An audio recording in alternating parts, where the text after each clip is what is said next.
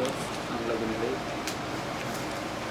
Ganito po kalaki yung kilowatt na nasa-supply ng Yan Laguna ang Lake? hindi ko wala akong figure ngayon, but you can check it later, yung CDK power sa Kalayaan. Basically, ang purpose nun is pinapump nila yung tubig from Laguna Lake, dinadala sa taas, Kaliraya, during excess, may excess power na na-generate yung combined yan turbine pump. So pagka may excess power, ginagamit nila yung turbine or pump para i-akyat yung tubig papunta ng Kaliraya Reservoir. And then during times na mataas na yung demand for electricity, binababa naman nila. Para Naturally. So ganun. Kabalik-balik lang. So, to generate power. So, since na-mention nyo na po ba na it's used for water supply, it's used for power generation, can I assume na used din siya for irrigation? Yeah.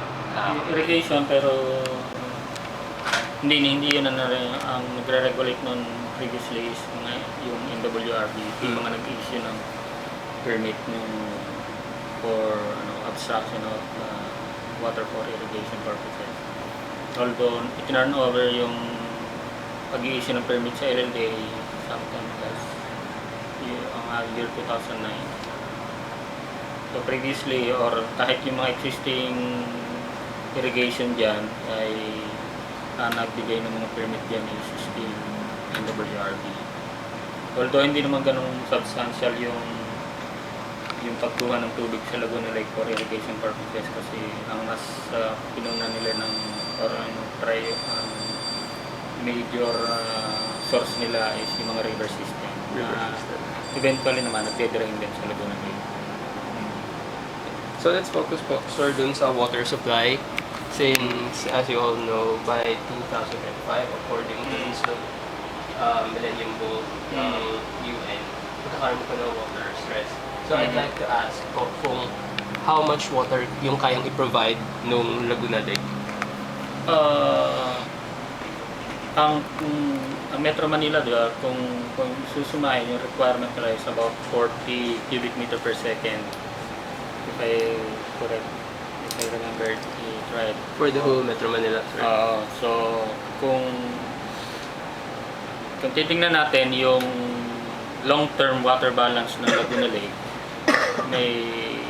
titingnan natin yung pumapasok na tubig from direct rainfall, tributary inflows, galing sa groundwater flows, and then consider mo yung mga outflow, yung mga consumptive uses, irrigation, water supply, and then of course natural processes like evaporation.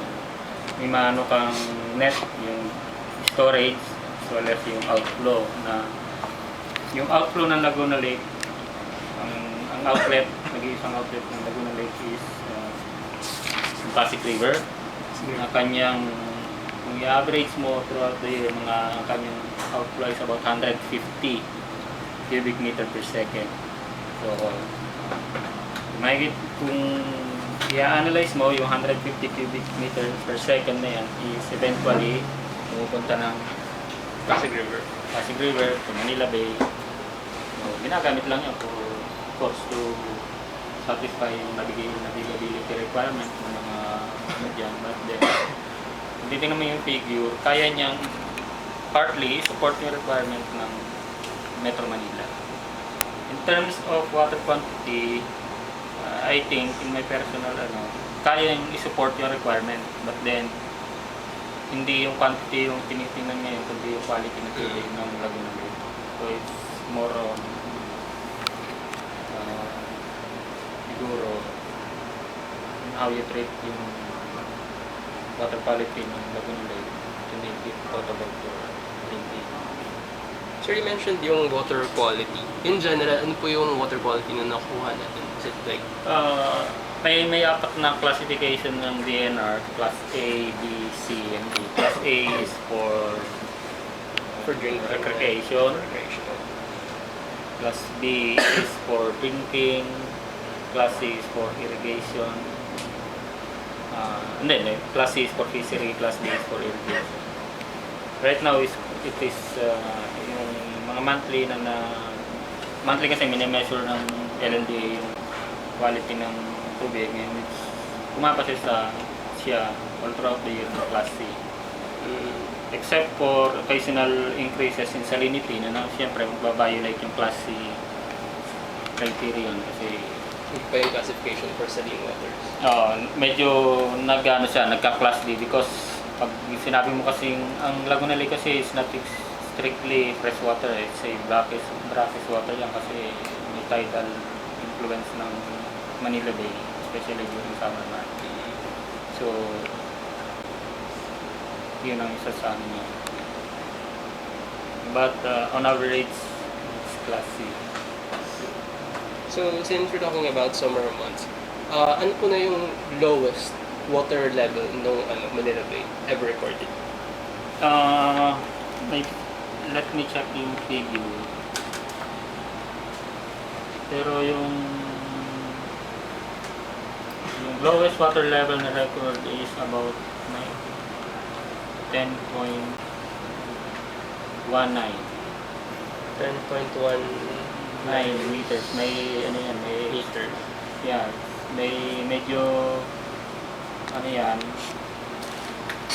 Iba kasi yung datum ng LLDA ng ginagamit for Laguna Lake. It's yung 10 point something na yan is naka-record yan sa 10 meters below the mean lower low water ng Manila Bay. So yun yung kanyang datum. So para lang check ko yung yung PowerPoint presentation ko. Meron ako yun. Gano'n po kababa yung riverbed? Ay, riverbed. Yung lake bed. Mga nasa mga 8 meters, 2.5 meters yung depth pagka during summer months. Mga 2.5 meters. So we can generalize na usually kahit mainit, medyo puno-puno pa rin siya. Kasi 10.19 yung lowest. Is half, ano pa yung pati, normally hanggang 10.5 lang yung Laguna Lake, yung annual minimum water level niya. Almost, yung 10.5 almost equal sa mean sea level niya. And then yung pinakamataas naman is fluctuate siya from yung pinakamataas niya mga 12.5, so mga 2 meters above the mean sea level. So umaapaw na po yun by then? Hindi natin masasabi umaapaw kasi annually umaabot siya tas ganung level. So hanggang doon yung lake bed ng Laguna Lake. Hanggang doon yung shoreland kumbaga.